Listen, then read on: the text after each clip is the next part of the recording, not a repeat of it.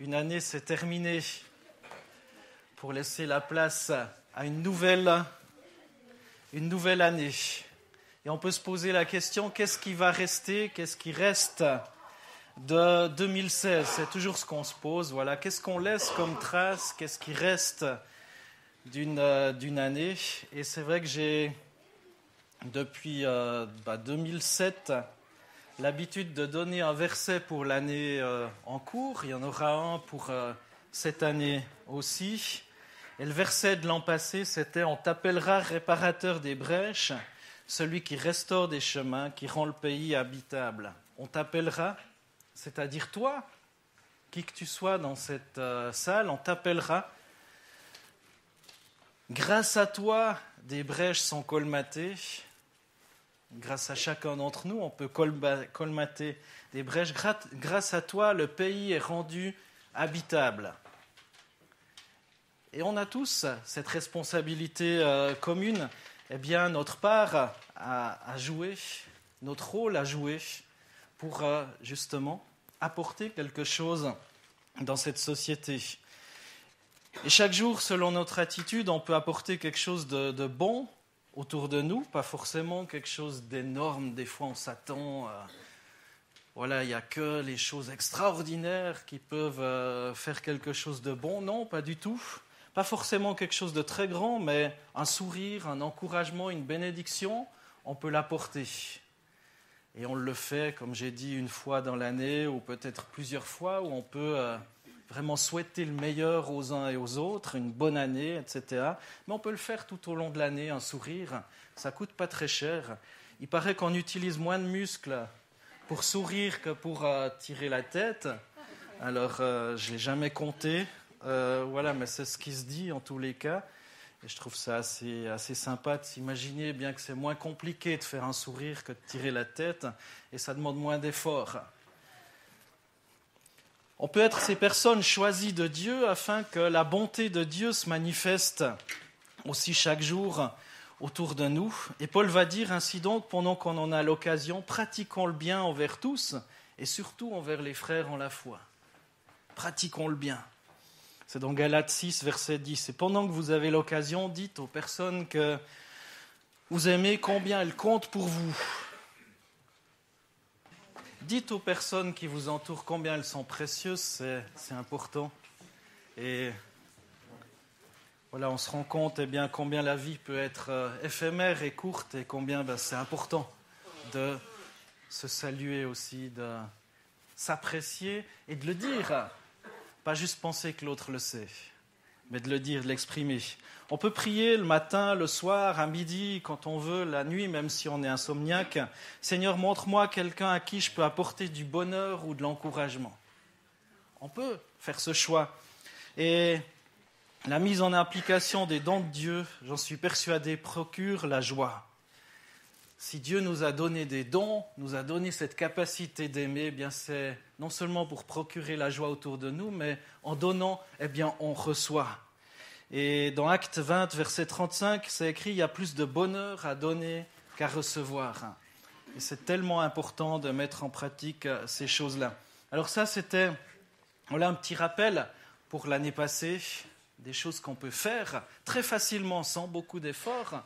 Et le verset que j'aimerais vous laisser pour 2017 se trouve dans la lettre de Paul aux Colossiens. Cette année, je vais certainement m'appuyer beaucoup sur les lettres de Paul, et particulièrement celle aux Colossiens. Colossiens 1, verset 10, où il est écrit « Marchez d'une manière digne du Seigneur pour lui plaire à tout point de vue. Portez des fruits en toutes sortes d'œuvres bonnes et croissez dans la connaissance de Dieu. Devenez puissants à tous égards par sa force glorieuse, en sorte que vous soyez tout à fait persévérants et patients. » C'est ces deux versets, Colossiens 1, versets 10 et 11, qui sont déjà sur les mementos que vous avez reçus aujourd'hui, qui vont m'habiter aussi pour vous parler cette année. 3 choses très simples à relever dans ce verset 10. Aujourd'hui, on va juste voir le verset 10 de Colossiens 1. Le verset 11, on le verra la semaine prochaine. Le verset 10 nous dit « Marchez d'une manière digne du Seigneur pour lui plaire à tout point de vue ». Ça sera le premier point. Marcher d'une manière digne du Seigneur pour lui plaire à tout point de vue. Le deuxième point, c'est la suite du verset, porter des fruits en toutes sortes d'œuvres bonnes. Et le troisième point, croissez dans la connaissance de Dieu. Tout d'abord, marcher d'une manière digne du Seigneur pour lui plaire à tout point de vue. Marcher ou se conduire d'une manière digne du Seigneur, je crois que c'est pour le chrétien réaliser dans sa vie l'intention, le projet, le plan de Dieu qu'on a pour nous. Et le dictionnaire Robert dit ceci, de digne, marcher d'une manière digne du Seigneur, c'est qui est en accord, en conformité avec quelqu'un ou quelque chose. Marcher d'une manière digne, c'est qu'on est en accord ou en conformité avec Dieu, avec Jésus, que l'on sert. Ou le Larousse explique ce mot ainsi, dont les mérites sont en rapport avec ceux de quelqu'un d'autre. En rapport. Est-ce que notre façon de marcher, de nous comporter, est justement en accord selon le modèle de Christ? Paul en parle également dans plusieurs autres lettres. Il exhorte à être digne de son appel ou digne de la vocation qui nous a été transmise. Il en parle dans la lettre aux Thessaloniciens, 1 Thessaloniciens, 2 Thessaloniciens aussi, dans la lettre aux Philippiens, dans la lettre aux Éphésiens, dans 2 Timothée. Pourquoi est-ce que Paul nous exhorte à cela ? Parce qu'on est appelé à avoir une vie cohérente. On ne peut pas avoir deux messages. Un comportement qui dit quelque chose et des paroles qui en disent autre chose. La vie du croyant doit être cohérente avec son identification au Seigneur qui l'a sauvé. Digne qualifie un comportement conforme à la position qu'on occupe en Jésus-Christ. Et l'apôtre stimulait ses lecteurs à devenir tout ce que le Seigneur désire qu'ils soient. Être conforme, être digne. Et le vrai but de la sagesse, de l'intelligence spirituelle, c'est aussi de permettre aux chrétiens de marcher d'une manière digne du Seigneur et lui être entièrement agréable. Marcher d'une manière digne du Seigneur pour lui plaire à tout point de vue. Est-ce que notre objectif en tant que croyant, en tant que chrétien, pour cette année 2017, c'est peut-être aussi de dire je vais essayer de plaire encore plus à mon Seigneur, je vais essayer de me conformer encore plus à ses valeurs, à ce qu'il est. Et Dieu ne nous révèle pas sa bonté pour satisfaire notre curiosité, notre ambition ou notre fierté. Non, le Seigneur nous montre plutôt sa volonté pour notre vie, afin qu'on puisse lui plaire dans tout ce que nous entreprenons. Et c'est tellement important d'avoir ça comme objectif.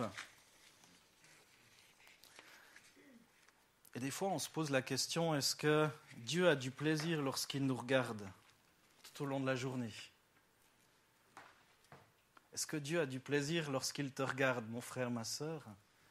Est-ce que Dieu se plaît de voir lorsqu'on dit qu'on est créé à l'image de Dieu, est-ce qu'il y a ce reflet, cette image de Dieu dans notre vie ? Alors on peut relever ce défi qu'il nous adresse par ces versets.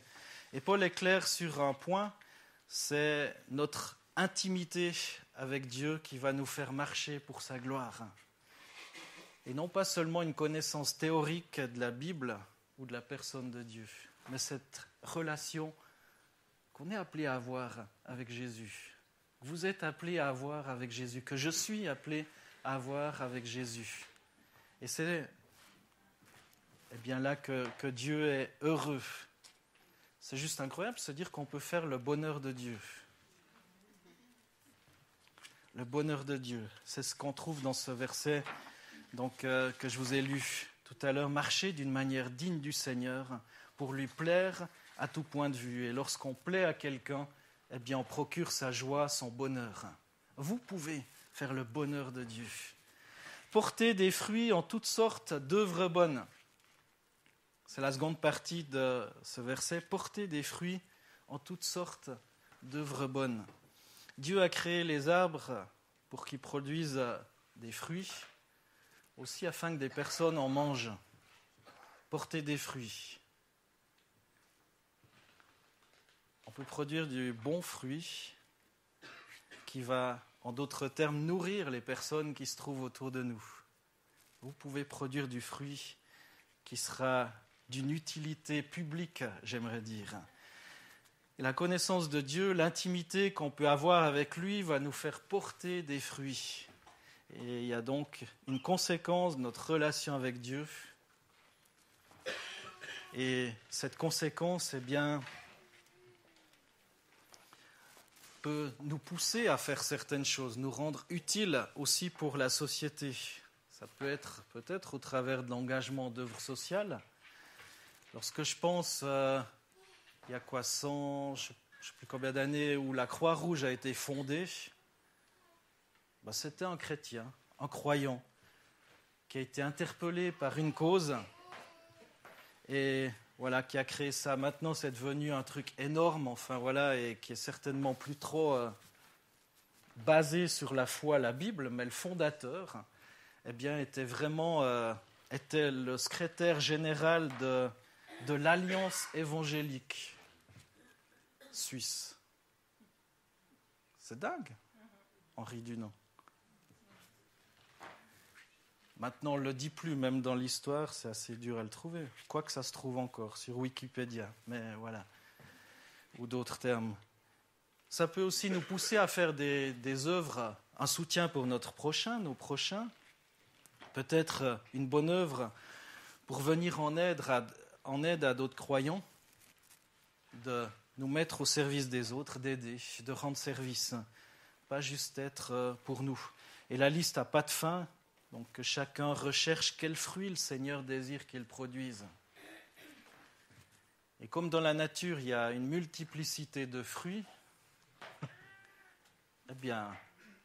on peut aussi porter une multiplicité de fruits parce qu'on représente différentes sensibilités, différentes facettes de Dieu. Et ces fruits pour Dieu sont possibles que si on plaît à Dieu dans notre vie. Et les bonnes œuvres vont être le résultat aussi de notre passion pour Jésus-Christ. Elles vont exprimer la présence de Jésus manifestée en nous. Et Paul rappelle ici que si une personne n'est pas sauvée par les bonnes œuvres, elle est très certainement sauvée pour les œuvres.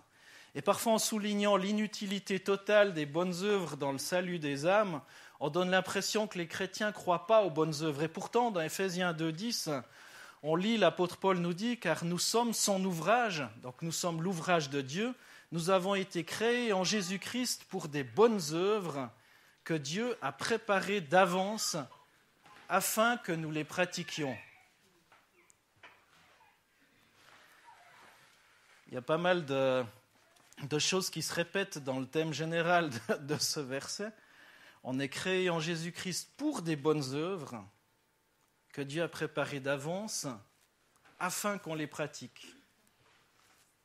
Donc, apparemment, c'est un peu sur le plan de Dieu.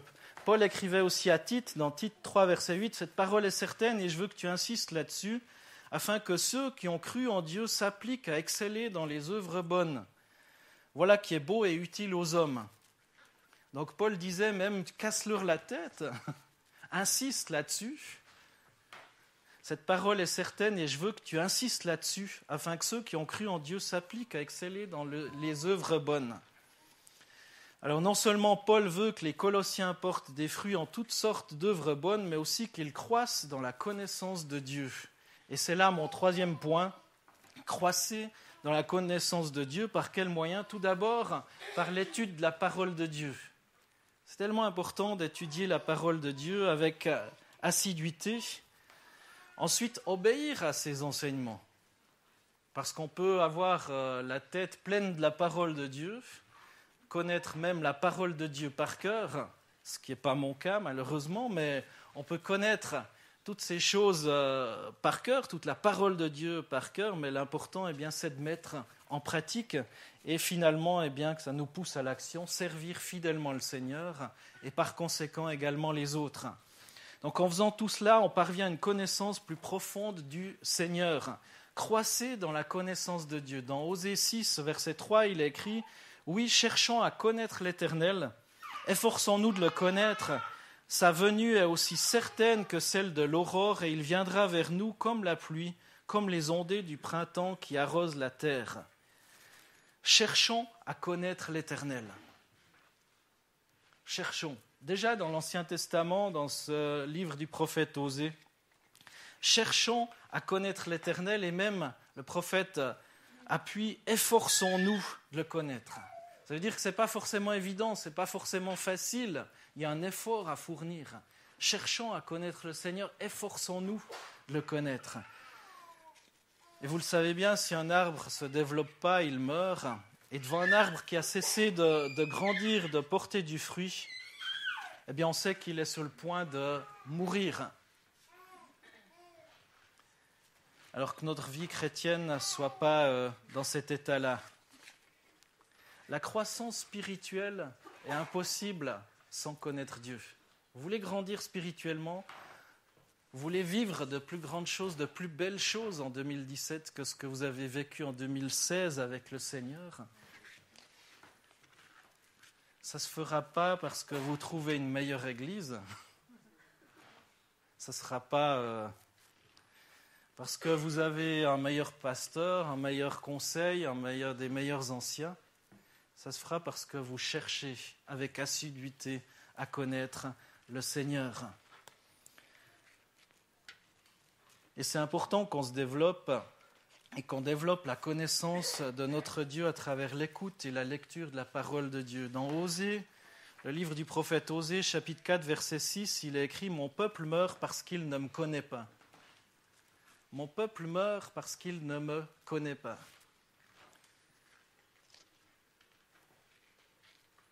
Je crois qu'on n'a jamais fini d'apprendre à connaître le Seigneur. Je crois que plus on fouille, plus on creuse, plus on se rend compte qu'on ne sait pas grand-chose.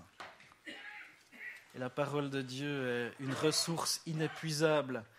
La connaissance de Dieu ne vient pas comme un fichier qu'on peut télécharger. Autrement, ça se saurait. Mais ça se creuse, ça se fouille, ça se médite, ça se rumine. Et la notion de la connaissance de Dieu est aussi liée à la notion d'aimer Dieu. L'amour de Dieu envers l'homme l'a poussé à tout quitter pour rejoindre l'humanité dans sa réalité afin d'amener l'homme à un autre niveau. Dieu a tout quitté. Dieu a quitté sa réalité céleste pour venir jusqu'à nous afin de nous pousser un petit peu plus loin, nous pousser à le connaître, nous pousser à l'aimer.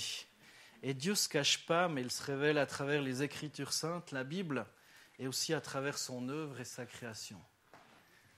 Dieu ne se cache pas, il ne joue pas à cache-cache avec vous.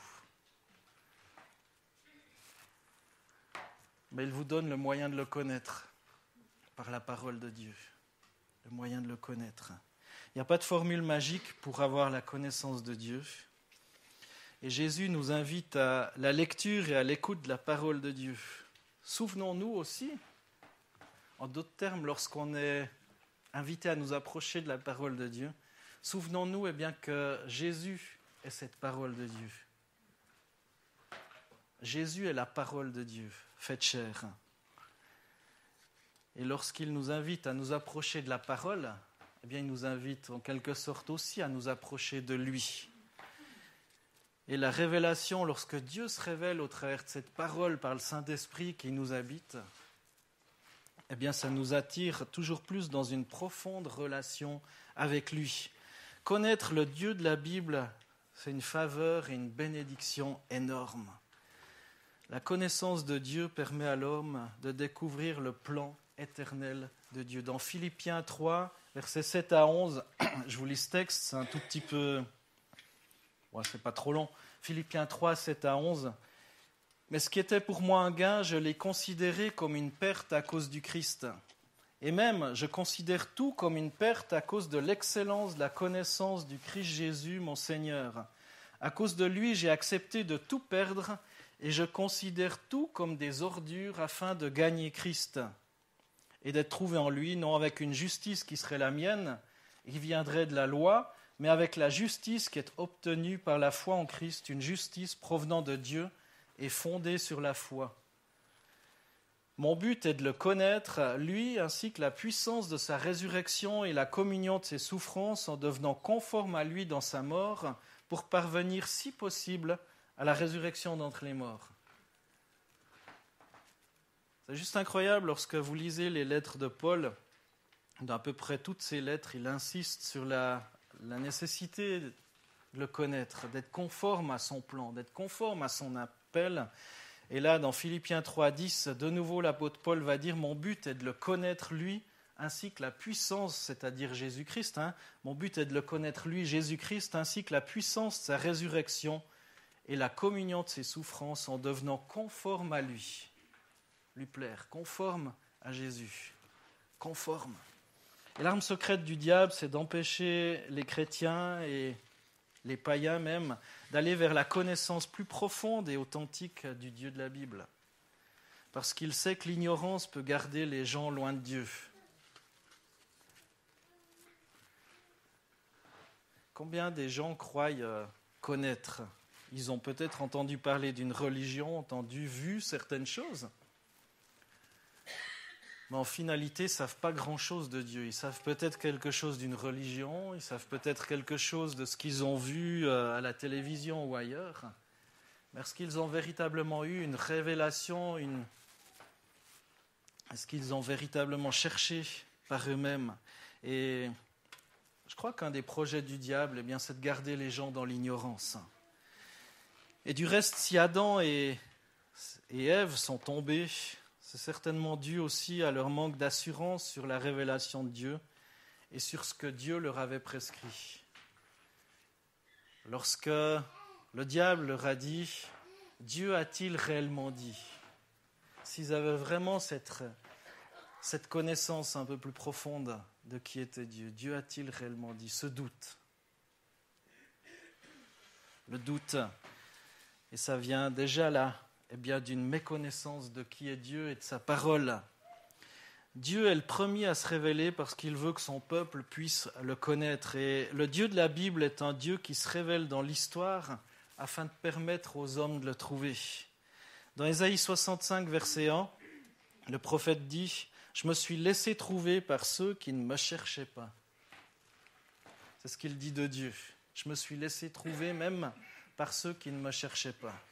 Tellement Dieu a envie que vous puissiez le connaître. Tellement Dieu a envie, dans cette année 2017 aussi, que vous puissiez le connaître. Et si quelqu'un cherche Dieu de tout son cœur, c'est certain.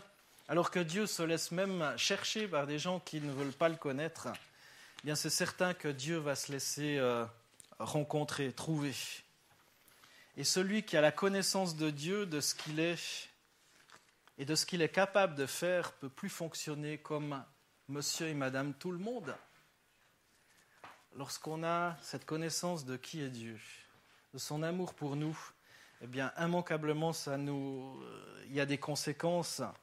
Et cette connaissance de Dieu nous procure la paix, la force de continuer à le suivre, malgré les circonstances de la vie, malgré ce que vous pouvez vivre.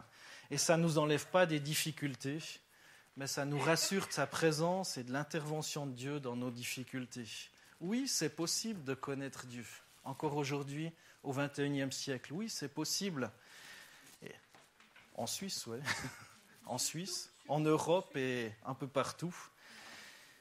Et cette révélation, elle est centrée sur la personne de Jésus-Christ et notre connaissance de Dieu passe aussi par lui. Et donc, l'ignorance nous empêche de vivre à l'image de Dieu. Elle nous maintient dans la médiocrité. Elle nous empêche de vivre les avantages des princes et des princesses de Dieu que nous sommes appelés à être. En tant que fils de Dieu, si Dieu est le roi, si vous êtes ses enfants, vous êtes des princes et des princesses. Amen. Et c'est peut-être aussi pour cela qu'on est appelé à avoir de l'égard envers nos frères et sœurs. Lorsqu'on s'adresse à un prince, à une princesse, je suis persuadé que si vous en rencontriez, même si vous dites « je m'en fiche de cette personne », lorsqu'on se trouve face à telle personne, il y a immanquablement une certaine forme de respect qui vient. Et lorsqu'on est face à nos frères et sœurs, souvenons-nous qu'ils sont aussi des princes et des princesses. Et qu'ils sont dignes d'être respectés, d'être aimés, d'être soutenu, d'être servi aussi. Et c'est ce qui est beau aussi, eh bien, c'est que vous-même, vous êtes prince ou princesse. Et vous n'allez pas juste être serviteur ou servante, mais les autres vont aussi vous servir. Alors en conclusion, ce texte de Colossiens 1:10 nous dit « Marchez d'une manière digne du Seigneur pour lui plaire à tout point de vue. » À tout point de vue. Pas juste sur une certaine facette, mais à tout point de vue. Marchez d'une manière digne du Seigneur. Le deuxième point qu'on a vu ce soir, porter des fruits en toutes sortes d'œuvres bonnes. Porter des fruits. Et le troisième point, croissez dans la connaissance de Dieu. Toutes ces choses, eh bien, vont nous pousser en avant. Et la prochaine fois, eh bien, on verra que ce qu'on a vu aujourd'hui, c'est la clé pour vivre la suite du verset, plutôt le verset 11. « Devenez puissants à tous égards par sa force glorieuse, en sorte que vous soyez tout à fait persévérants et patients. » Je crois que c'est aussi possible, en vivant la présence de Dieu, en vivant ces choses, en marchant d'une manière digne du Seigneur pour lui plaire à tout point de vue, eh bien on peut devenir puissant à tous égards par sa force glorieuse. Et on verra comment, on essayera de définir aussi ces choses-là. Peut-être que la définition vous surprendra. Ce n'est peut-être pas la définition que le monde donne par rapport à la puissance, mais certainement eh bien, que vous serez encouragés. Amen.